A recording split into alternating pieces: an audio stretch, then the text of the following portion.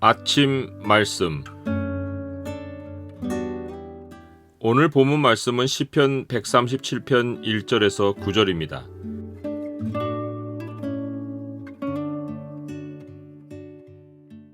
오늘 본문을 죄의 창으로 보면 하나님 백성의 우선순위가 어디에 있는지가 보입니다. 죄의 창을 보여주는 구절은 137편 6절입니다. 내가 예루살렘을 기억하지 아니하거나 내가 가장 즐거워하는 것보다 더 즐거워하지 아니할진대 내 혀가 내 입천장에 붙을지로다. 하나님은 자기 백성을 항상 복의 자리로 인도하십니다. 그 복의 자리는 하나님이 함께 하시는 하나님 백성의 삶의 자리, 곧 교회입니다.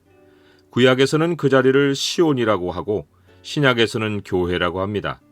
구약에서는 예루살렘이라는 장소가 시온으로 특정되었지만 시온은 장소의 의미보다 하늘의 모형으로서 영원한 하나님 나라를 땅에 반영한 것입니다.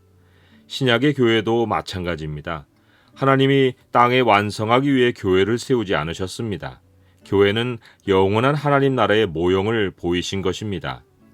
그런데 구약의 이스라엘 백성은 시온이 복의 장소인 줄 몰랐습니다. 하나님과 함께 살던 그곳이 하늘의 영생을 맛보는 곳인 줄 깨닫지 못했습니다. 바벨론에 사로잡혀 신앙의 자유를 잃어버리고 이방 땅에서 조롱거리가 되고 나서야 시온의 소중함을 깨달았습니다.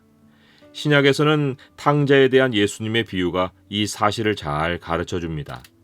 둘째 아들이 아버지 재산에서 자기 분깃을 받아 먼 나라로 가서 재산을 다 낭비할 때까지는 허랑방탕하며 즐거움에 취해 살았습니다.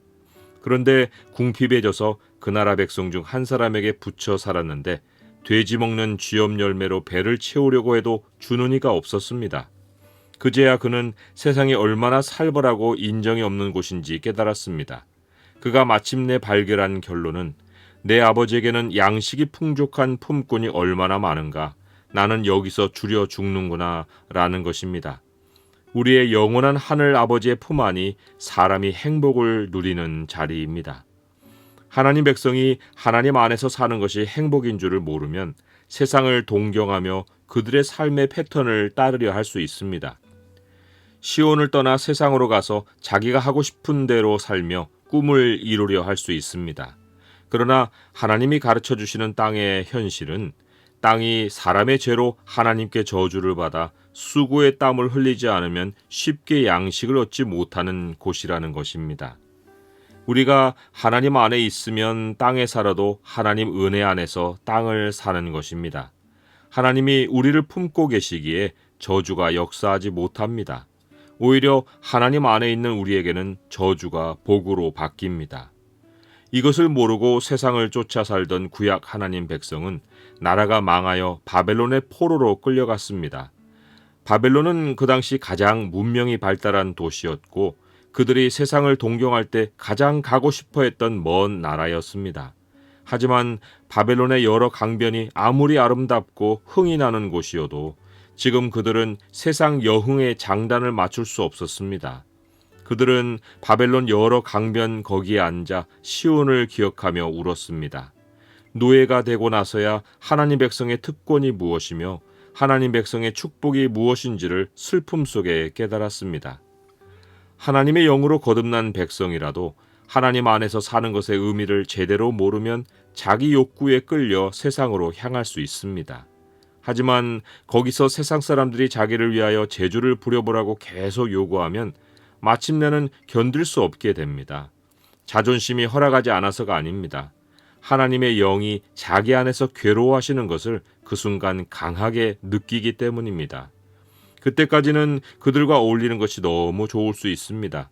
처음에는 술자리에서 찬송을 불러보라고 해도 조금은 어색해도 여흥을 위해 부를 수 있습니다. 세상이 내가 그리스도인인 것을 아니까 찬송을 불러보라고 요구하는 것인데 이때 나는 그리스도인의 정체성이 중요하기보다 술자리에서도 찬송을 부를 수 있는 개방된 그리스도인임을 뽐내고 싶어 할 수 있습니다. 그런데 그런 요구가 계속되면 내 안에 하나님의 영이 괴로워하시는 것을 마음에 느낍니다. 내가 세상의 흥을 돋우는 놀이개가 아니라는 사실을 깨닫습니다. 전에는 유흥을 위해서 마음껏 나를 무대에 올렸습니다. 출세와 돈을 위해서 재주를 더 익히고 대중의 요구에 부응하여 수단을 가리지 않고 기꺼이 광대가 되어 주었습니다. 그러나 하나님이 내가 세상 놀이개가 아니라 하나님의 백성이라는 생각을 깨닫게 해주시는 순간 이스라엘 백성이 바벨론에 끌려가 버드나무에 우리가 우리의 수금을 걸었나니 한 것처럼 그들의 광대가 더는 될 수 없다는 생각에 여흥을 멈춥니다. 그리고 생각이 제대로 돌아옵니다. 우리가 이방 땅에서 어찌 여호와의 노래를 부를까? 세상 앞에서 매번 그들의 요구를 따라주다 보니 나의 신앙 정체성이 이제는 놀림을 당하고 있는 현실을 봅니다. 나는 내가 개방되고 자유분방한 그리스도인이 아니라 세상의 노예가 된 것을 느낍니다. 이 지경이 된 것이 처음에는 내가 원한 것이었지만 마침내는 하나님을 떠나 산 결과로 얻는 고통이라는 사실을 깨닫습니다. 그리고는 얻는 결론이 예루살렘아 내가 너를 잊을진데 내 오른손이 그의 재주를 잊을지로다 입니다. 차라리 재주를 잊어버릴지언정 하나님 백성의 지식과 기술과 예술이 사람들의 유흥을 위해서나 나를 자랑하기 위한 도구가 될 수 없다는 사실을 깨닫습니다. 그리고는 세상으로 나갔던 하나님 백성의 마음이 다시 돌아오는 곳이 있습니다. 바로 시온입니다. 그리고는 이렇게 결심합니다. 내가 예루살렘을 기억하지 아니하거나 내가 가장 즐거워하는 것보다 더 즐거워하지 아니할진대 내 혀가 내 입천장에 붙을지로다. 하나님 백성은 미혹을 받아 삶이 땅으로 향했어도 본래가 그리스도 안에서 하늘에 앉혀진 하늘 시민이어서 그들의 마음과 즐거움은 궁극에 하나님이 계신 곳 시온으로 향할 수밖에 없습니다. 시온은 하나님 백성이 돌아갈 영원한 본향입니다. 바벨론에 가서야 시온의 소중함을 느낀 이스라엘 백성은 시온이 무너지는 날 가슴에 지울 수 없는 한이 맺혔습니다. 형제 나라 에돔이 비정하게도 유다 자손이 패망하는 날 기뻐했습니다. 입을 크게 벌려 원수를 응원하며 바벨론에게 기초까지 파괴하라고 외쳤습니다. 이것은 마치 우리가 세상을 동경해서 그들을 따르다가 하나님이 우리를 돌이키려고 징계하실 때 가장 가깝다고 생각했던 사람들이 우리의 형편이 추락하는 것을 보고 우리를 멸시하는 것과 같습니다. 그들이 나의 불행을 그렇게 원했다는 사실이 마음에 한을 남깁니다. 하나님이 징계의 도구로 사용하신 바벨론의 파괴는 더 심한 한을 남겼습니다. 바벨론은 하나님이 허락하신 도를 넘어 아이들을 바위에 메어쳐 잔인하게 죽였습니다.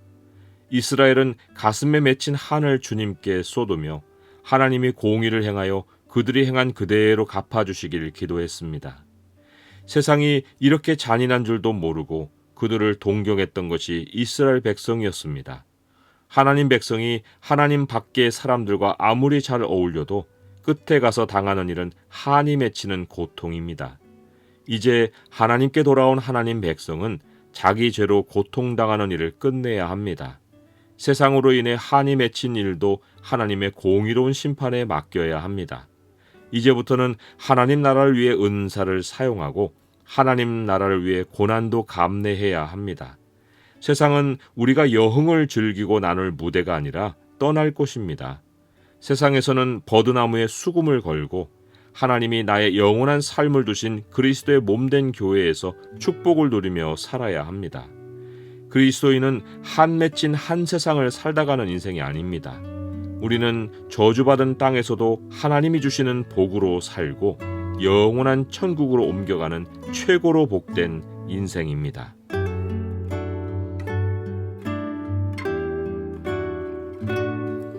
주님, 제게 주신 은사와 소유를 주님 나라를 위해 사용하게 하옵소서.